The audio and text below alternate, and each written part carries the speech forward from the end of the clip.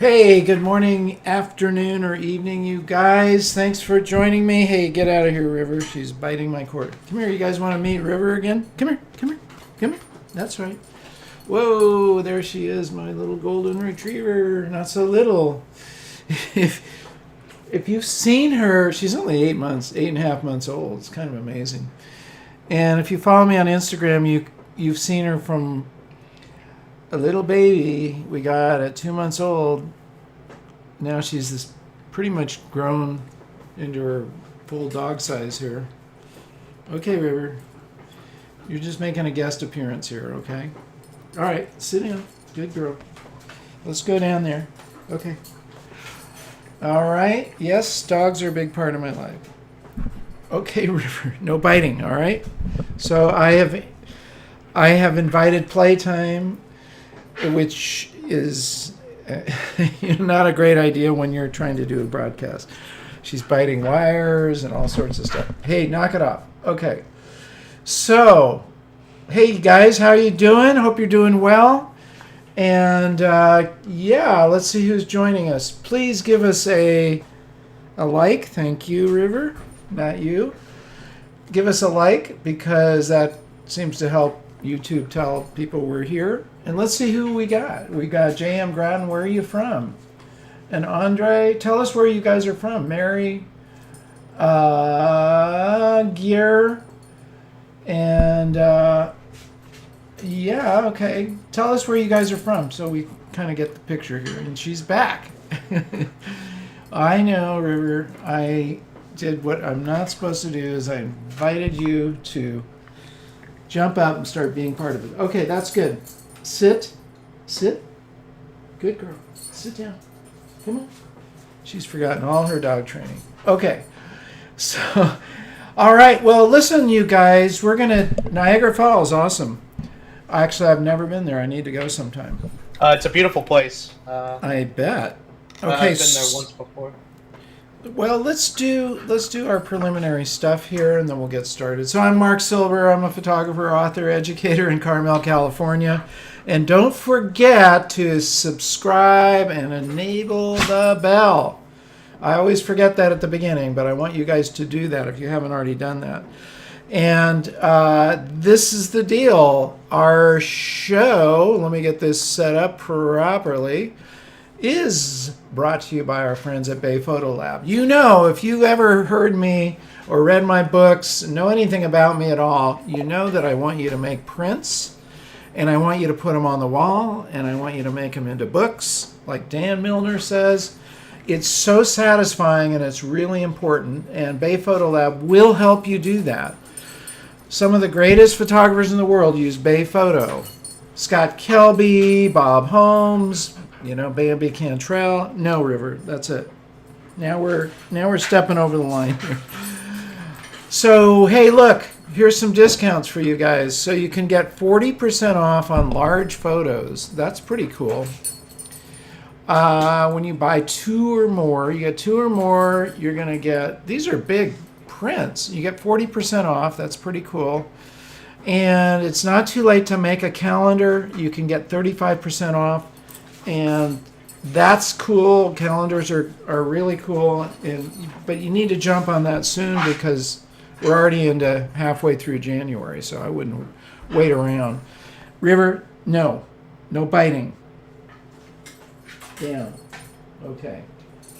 And as always, you'll get 25% off on your first order. So after the show, not now, after the show, head over to Bay Photo Lab and make something, okay? Get a print made. All right, guys. So the last week we talked about setting your goals and why that's important. You got to have a goal, guys. A goal is just like in sports. By the way, the 49ers, whoa, we beat the Rams. That was a huge victory, and it was done in overtime. I'm a 49er fan. Football. And we're marching on towards, in the playoffs. So we're really excited about that. And that was our goal, was to win, and we won. So here's the thing. You guys have to have a goal in your photography. You have to know where you're going. So If you missed doing that, go back to my video last week, watch it. There's also a blog post that goes along with it. Set your goals for 2022, and I'm going to tell you about some of mine in a minute. It's really important. But once you set a goal, then what happens? We don't want it to just be something tacked up on the refrigerator or stuffed away in a notebook. It needs to be going into action. It needs to be a live action statement, a live document that you use every single day. You wake up in the morning and you say, how am I going to accomplish this goal? What am I going to do today to move me forward? Now, there's an important step that falls between setting a goal and getting into action. And that's what we're going to cover today. Here we go. And we do have a blog post that Jared will be posting in the comments so that you guys can actually read this later on. Don't go to it now. It just take you away from what we're doing. But it will give you basically the text of what I'm talking about right now.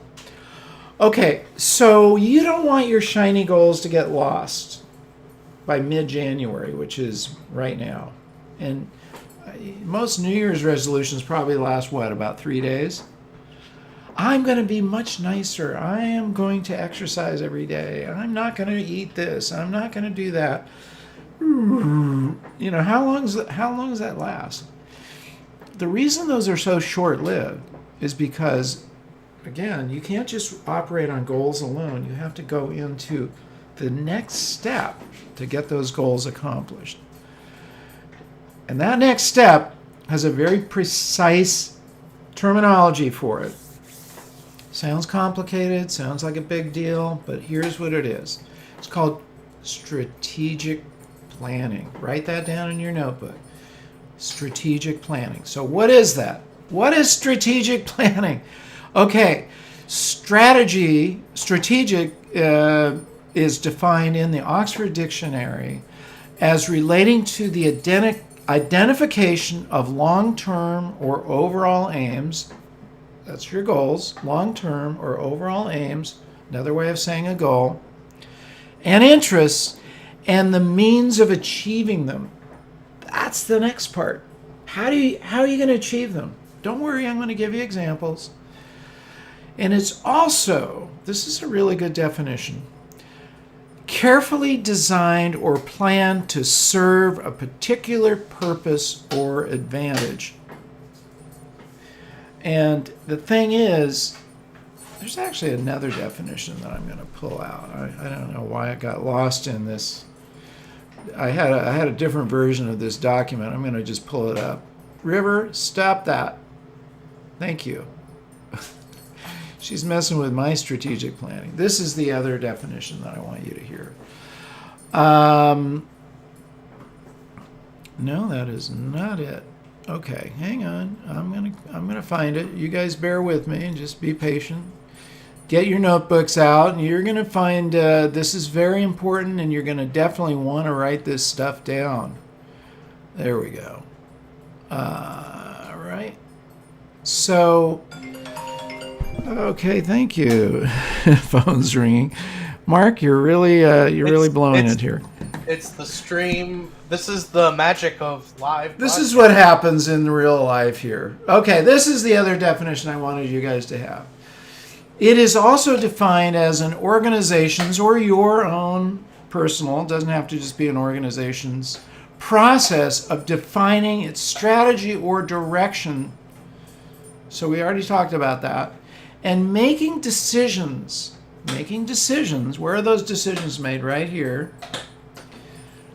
On allocating its resources to pursue that strategy. What are your resources? Let's break this thing down. Let's unpack this thing. So first of all, you're going to set a goal. Now you're going to decide on how you're going to allocate your resources. What are your resources as a photographer? River? No.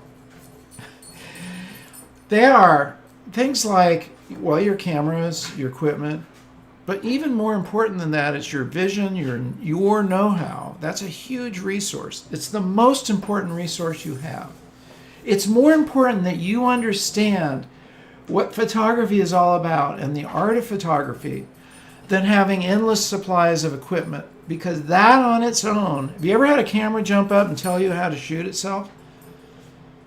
Mark, just step over to the right a little bit, and I think that's going to frame this a lot better. Fortunately, we haven't arrived at that level of AI, and maybe we never will, and hopefully we won't, because it's probably going to happen. If you step 3 feet to the right, you'll be in the perfect geo site that will line it up just like every other photographer who stood before you. Pretty boring. It's you with your knowledge. Your best and biggest resource isn't your camera, it's what's behind the camera. Right here. That's why I've written these books. This is why I teach you the creative process. This is why I go over what I go over in advancing your photography. Yeah, you got to know your equipment, and you've got to have equipment. But you, as a photographer, have to know what you're going to do with that equipment. That's your biggest resource. So here we go. It's defining its strategy, which we already said is the identification of long-term and overall aims and interests and a means of achieving them. That's your strategy. And allocating its resources to pursue this strategy. Your resources, your greatest resource is you. Another resource you have is time. Okay, now if you think, I don't have time to do this every day, then you've got to go to my chapter 8, I believe it is, in this book, which completely debunks the fact you don't have enough time. It's a whole chapter devoted to finding time so you can invest it in your creative process. Time, like money, is something you can invest, and if you invest it well, you get more of it. You get back something. You have to consider time like that as an investment. So if you spend 5 hours, whatever, going out and photographing and 2 hours processing it, you've made an investment in your creativity. You have to find that, and you have to strip it away from other things that are wasting your time. And I guarantee you, like all of us, you have time wasters in your schedule. I don't need to embarrass you in front of everybody, but you've got time where you're wasting it on video games. You've got time where you're wasting it on social media. You've got time where you're wasting it on mindless TV. You know, I'm sorry. I know you do. I do. If I have it, you have it. Okay? So just steal that back and put it into your creative process. This is part of your strategy. Okay, now, one of the things is getting down to your allocation of what you're going to do. So one of the things is determining to become smarter this year. Knowledge is power. What are you going to study? Knowledge just doesn't fall out of the sky. You got to study something, right? You have to look at my courses, for instance. There's a lot of knowledge packed in there. My course with Bob Holmes, my goodness, that's like 2 days with a National Geographic photographer. Where else are you going to get that kind of knowledge? Where else are you going to get the breakdown of between Bob and I? It's an overwhelming number of years. I'm not even going to tell you. It's over 100 years of know-how. Where else are you going to get that? Maybe you've been doing photography for 2 years or 10 years. Well, we can 10 times that. And you're going to learn tricks and secrets and methodologies, strategies for coming away with how does a National Geographic photographer approach the assignment? Well, there's an answer right in that course. You should do it. Okay, so let me give you some examples from other great photographers on their strategy. So here's one from Annie Leibovitz in her book, and we'll definitely put a link in the blog post so you can actually get the book. So her book was called At Work, and she said, The first thing I did with my very first camera, this was her original strategy, was to climb Mount Fuji. Climbing Mount Fuji is a lesson in determination and moderation. It would be fair to ask if I took the moderation part to heart, but it's certainly, well, moderation when you're climbing Mount Fuji, maybe not so much, but it certainly is a lesson in respecting your camera. River, you're not part of this broadcast right now. If I was going to live with this thing, I was going to have to think about what that meant. There weren't going to be any pictures without it. Respecting your camera means getting to know it. And as Bob Holmes said, know it so well that it doesn't get in the way of your photography. You do have to do that. And there is no shortcut for that. And that's why changing equipment all the time is not a good strategy. Here's a good strategy. Take the equipment that you have, the camera you have, and get to know what that camera sees. And if you've heard us talk about this before, it's Bob Holmes saying, you've got to know not what you see with your eyes. Our eyes have amazing latitude. We also have a huge breadth of vision. Your camera doesn't. Your camera only sees so much, but you have to know what that camera is seeing. And when you press the shutter, you have to know what you're going to capture. And that comes from shoot, take that memory card out, put it on your computer, and compare what you saw when you press the shutter with what the camera sees. That's how you do that. And then eventually, you do that enough times, you get to know what that camera sees. In the old days, we had to send it, or if it was color, we'd send it off to a lab. We've shot a whole roll of film. It came out underexposed or overexposed, and we're like, I just blew $30 on that little experiment. You don't have to do that now. It's easy. You take the card out and you can see it. Okay, so that was an example from Annie Leibovitz. What is she saying? Essentially, learn to respect your camera. Get to know it like a close friend is what I say. And that's one of the chapters of my book, and it's one of the chapters of my course. I want you to know it like a close friend. I want it to be like part of your hand. Really, it should be that close. Okay. Now, Ansel Adams came up with another strategy, and his was, we have to thank him for this. His strategy was to be a part of, and he wasn't the only one doing this, but be a part of moving photography from just being a recording device, because that's what it was, like lithography, a recording device. Everything was very literal. He moved it from being a recording device, that's just snapshots, to being an art form. There was a time photography wasn't considered to be an art form, and some people still argue about this. I think we've gone past that. But he, Ansel Adams, and his mentor, Alfred Stieglitz, basically were the most influential in terms of Ansel Adams made that point clear. Let's make photographs that are an art form. How do you do that? You do something that other than just a mere representation. His 1927 photograph of Half Dome is probably the best example of that. 1927, he climbed up. I have a video about this. He climbed up, and they actually filmed it. They filmed it with a film camera, and they carried that equipment up this it's called LeConte Gully in Yosemite. Extreme. Okay. And Ansel had this epiphany. He wanted to bring out the darkness of the sky behind Half Dome. That was his visualization. He recorded as his very first visualization. And he used to use a lot of filters. And today, when we're processing in digital, not so much in Lightroom, but in Silver Effects Pro, we've got various filters that we can add to your image to make it look just like it was shot with one of those filters. It could be a yellow filter, blue, green, or red. So he had this epiphany, which was He'd been using a yellow filter, and he thought, if I use the red filter, it's going to really darken the sky, which it does.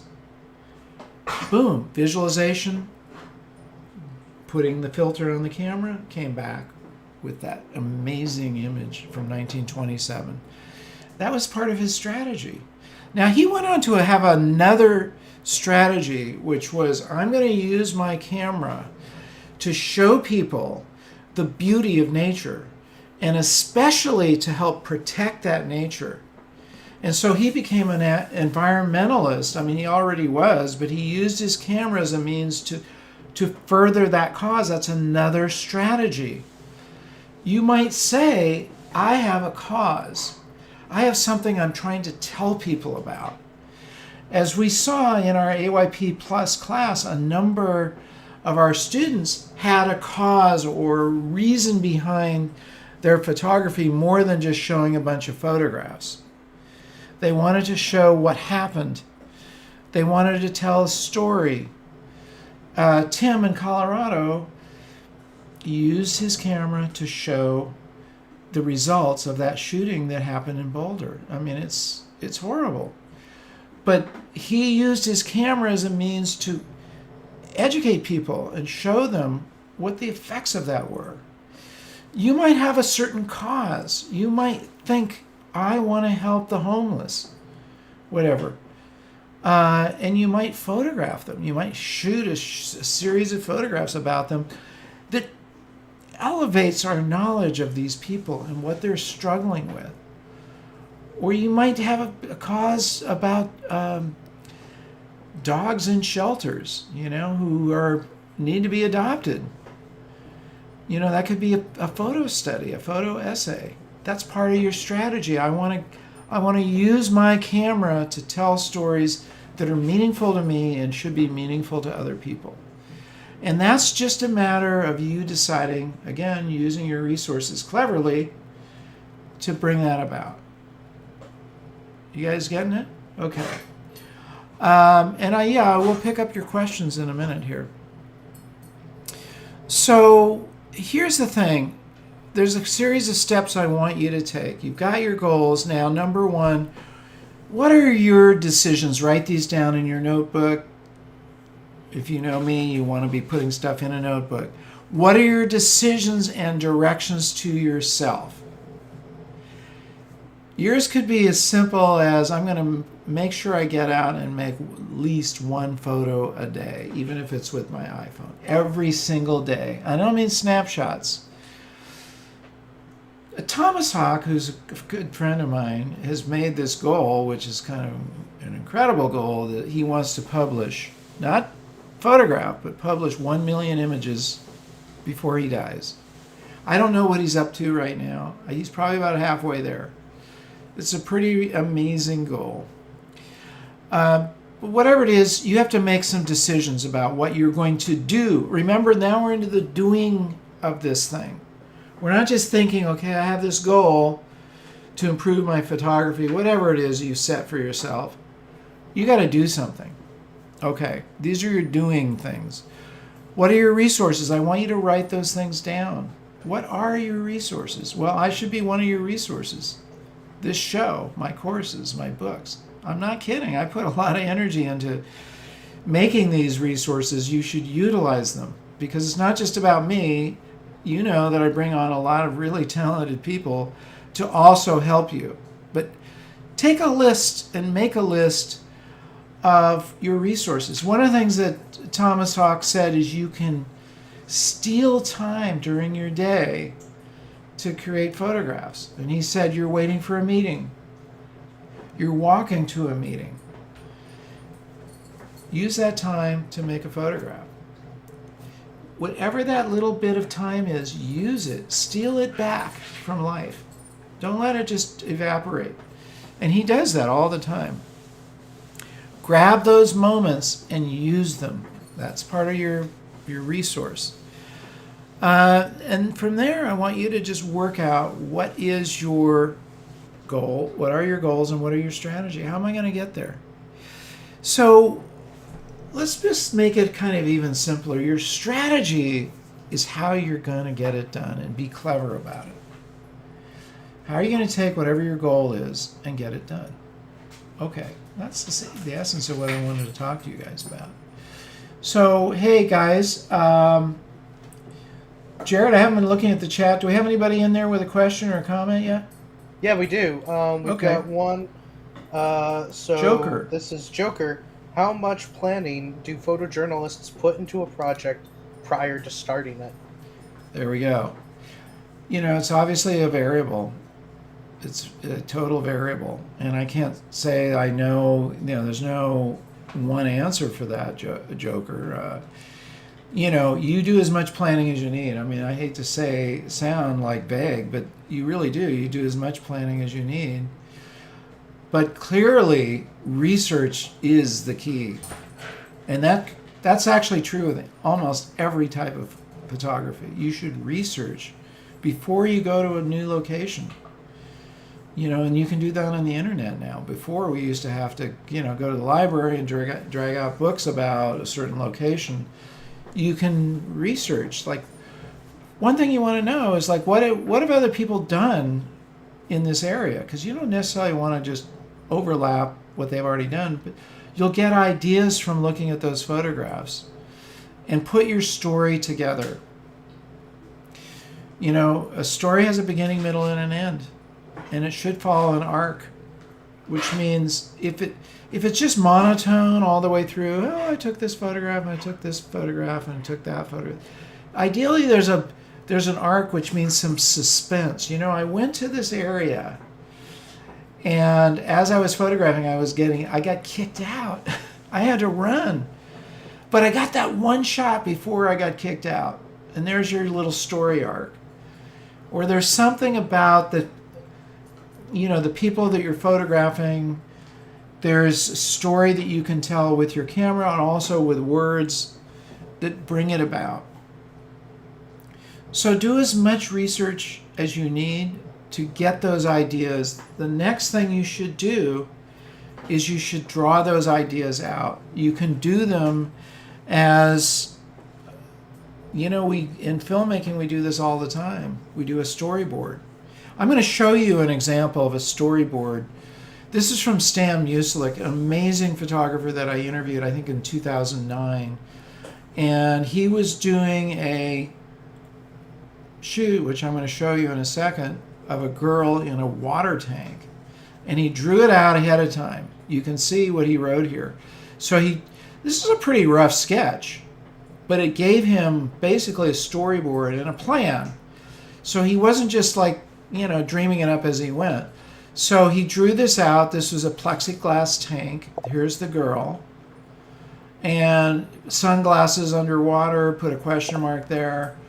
Turquoise water. He wrote these things down. Blonde girl who's nude, red lips and nails, dressed in a Louis Vuitton bag, which was his client. Okay, so what does this look like? What does the photograph look like? While we're here, River's chewing away in my chair, which is very naughty, but I don't have time to set things straight. There's the photograph, and we have a whole video. Maybe, Jared, you could even put that in there. And you can see he followed what he put in his notes. She's in a plexiglass tank. She is indeed nude. She's wearing sunglasses. She's blonde. She's got red lips. This is before she showed up. Now, he hired a model from the Ford agency. He specified I wanted a blonde. I don't think he knew her. I don't think he'd used her before. She showed up, and he told her, this is what I want you to do. And this was, what this photograph doesn't have is the Louis Vuitton bag in it, but other photographs in it did. And that's an example of planning that results in a photograph. Okay? So you can draw stuff out as part of your strategic plan. Because strategic planning isn't something you're just going to do once. You're going to do it over and over again throughout the course of every photo shoot, every photo essay. You should figure it out. And you should write a shot list. You should know that I want these photographs. I want to come away with these photographs. But you're also going to find ones that you didn't write down. Those are great. Those are extemporaneous, meaning they just showed up. You didn't plan them out. That's great. You should have those, but you want to have a framework of those must-have photographs as part of your story. Okay? All right, I'm just looking and see. Yeah, I wanted to give another thing. On the line of preparing for photojournalism, documentary work has a lot of the similar setup. And Dan, a while ago, like last year or two Yeah. years ago, did a great long video with us about, what you do for planning for a long-term documentary project. A lot of those tips can be used in photojournalism, the research tips he gives. Yeah. I've put it in the chat. It's a long video, but it's really good. We love Dan Milner and his work. So That's right. Good. So, JM, research is especially important too for documentaries. Absolutely. It depends on your knowledge of the subject. You really do want to know what you're going into, and that yes, your research is super vital. And it tends to be ongoing throughout a project. Yes, that's correct. So don't skimp on that. It's one of your resources. You know, when we talked about resources, well, we've got this thing called the interweb. Do you guys remember? Maybe too young for that. It was one of our former presidents. Do you remember that, Jared? I remember when I was young. Our former President Bush Jr. came up, oh, we're on the interweb. He called it the interweb, kind of funny. Anyway, yeah, so we use our interweb, and we have other resources. You got libraries, you got books, you got people that you can talk to. You know, do your research, absolutely. That's doing your homework before you even decide what you're going to photograph. So if you guys have other questions or comments, please put them in there, because I'd like to really discuss what's important to you. Okay. This is important. Okay, so let's summarize here. So what are we doing? You're setting a goal. Then you're going through this strategic planning. You can look at my blog post. Make sure you understand that for yourself. Take your notebook out. I got hundreds of them.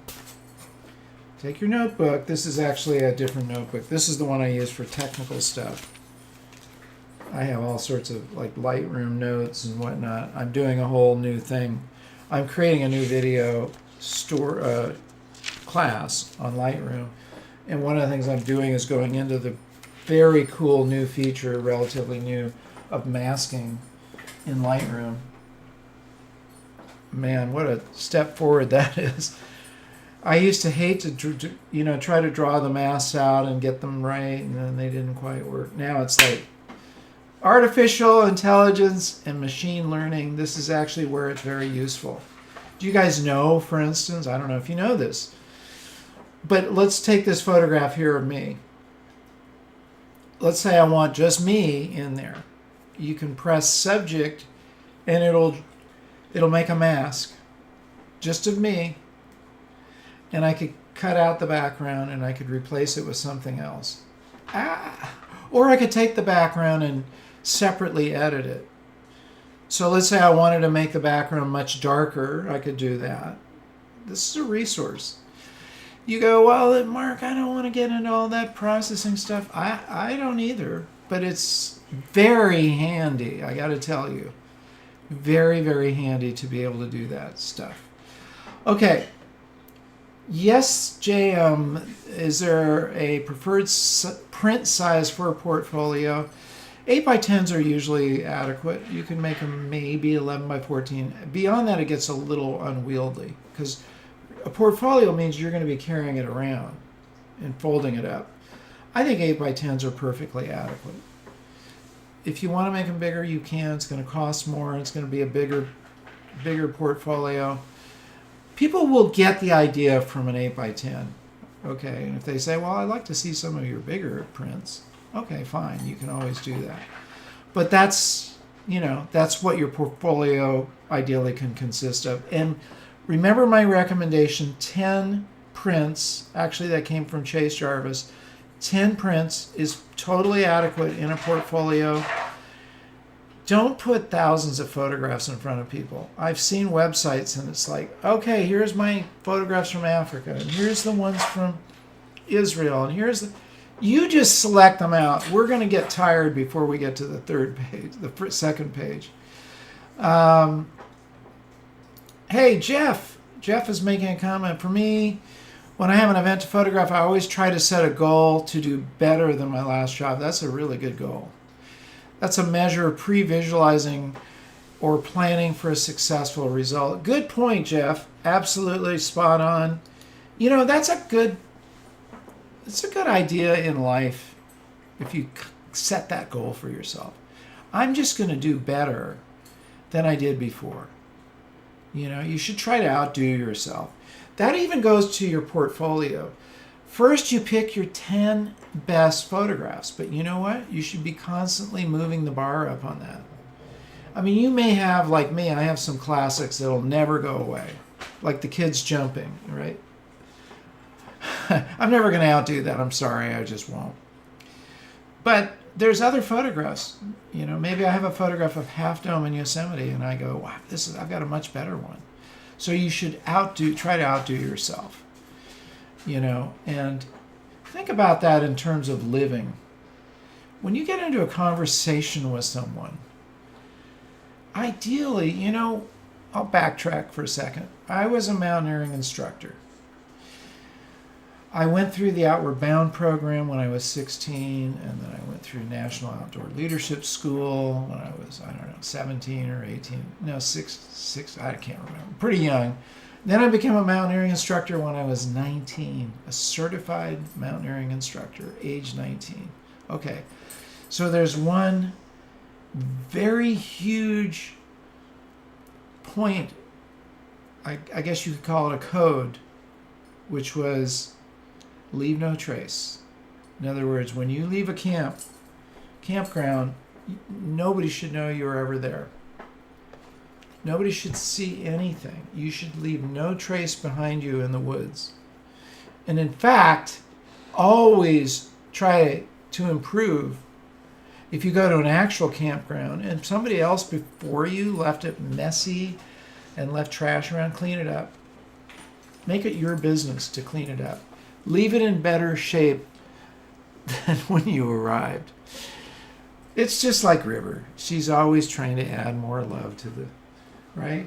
That's part of her mission in life. I'm going to love you more than any other dog you've ever had. Well, that's not possible, but she's part of a long heritage. We've had, in the Silber family, we've had a long heritage of dogs, and they're all very loving. But anyway, yes. So do better. Definitely do better than you did before. Okay. If there's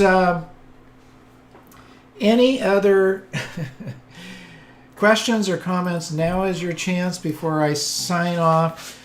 I want you guys to follow up and read that blog post. You can watch the videos that Jared put in there. You should sign up for our courses. You really should. And Jared just put the blog post in. I haven't even finished fully writing it, but it's there. It's in a rough draft form. So JM put another note. Let's take a look at it. No, River. Okay, I got her going again. My fault. You know, there are no bad dogs. They're just bad owners. I'm a bad owner right now. So JM says, for events, I also like to take notes after on the lighting and the most effective settings used. It helps in the planning of subsequent events. It helps plan equipment use too. Good point. And I will add to that, always look over any event. Make notes. If you made any mistakes or something didn't work right, or it was an almost train wreck, sometimes you have almost train wrecks, write those down so you can improve upon them and you don't make the same mistake again. Super important. Every time I do an event, and Jared knows this from our video production, whatever flaws, we don't want to repeat them. So we really look at what caused that. I have to look at it as the producer, director. At the end of the day, I am responsible for everything in the frame, no matter what. So I have to back it up and go, what did I violate in my own? Usually I already have a policy about it. So what did I violate in my own policy? You may have heard me, I think I mentioned this last week, one of my very first paid photo assignments was to photograph an event at a church.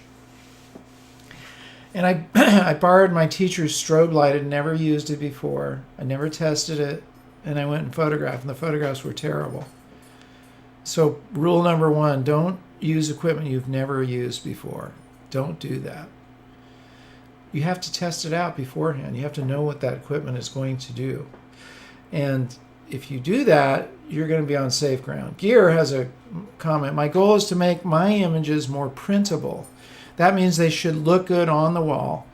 Yes, it is definitely different than looking at them on the screen. No question about that, which is why when you're making prints, you actually have to print them and look at them in the same light, ideally, as close as you can get to it, as where you're going to be displaying them. Now, really good fine art printers will have a display space, and they'll be able to turn on lights like you use. You know, if it's don't use fluorescent, but if it's an LED or whatever, or you can print, you can also make a print and put it on the wall and see for yourself. That's very, very, very, very important. Yes, what you see on the screen, these are digital little dots. It is not the same as what it's going to look like printed on a piece of paper. That's why it's so enriching to print and put things out on in a printed form. Okay? Good point. Good call on that one. Okay, so yeah, don't ever pull out unknown equipment. I have violated that. And usually to my own peril. Yep, it rarely works out well. I did actually. We did a shoot. We have to put these videos up, Jared, of going out to Point Lobos. Will you write that down? We got to finish that up and put it up. Yeah. It's sitting there. I think it's 98% done.